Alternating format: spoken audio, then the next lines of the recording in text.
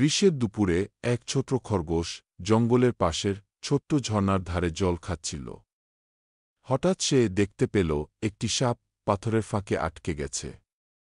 সাপটি কাতর স্বরে বলল, দয়া করে আমাকে বাঁচাও, আমি এখানে আটকে গেছি। খরগোশ প্রথমে ভয় পেল, কিন্তু সাপের অসহায় অবস্থা দেখে তার মায়া হল। সে তার ছোট্ট পায়ে পাথর সরাতে লাগল। অনেক চেষ্টা করে অবশেষে সাপটিকে মুক্ত করল।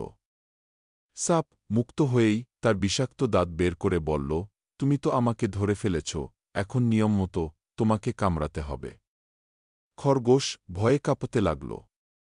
ঠিক তখনই আকাশ থেকে উড়ে এলো এক ময়ূর।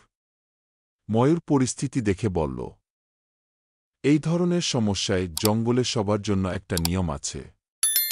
আসো সবাই মিলে বিচার করি। ময়ূর বলল, ঘটনাটা দেখাতে হবে, ঠিক যেমনটা হয়েছিল। সাপ আবার পাথরের ফাঁকে ঢুকে গেল। খরগোশ তখন দৌড়ে অনেক দূরে পালিয়ে গেল। ময়ূর হেসে বলল, বিশ্বাসঘাতকদের কখনো সহজে বিশ্বাস করতে নেই। এই গল্প থেকে আমরা কি শিখলাম? বিশ্বাস করার আগে ভালো করে ভাবো, সবাই তোমার মঙ্গল চায় কিনা।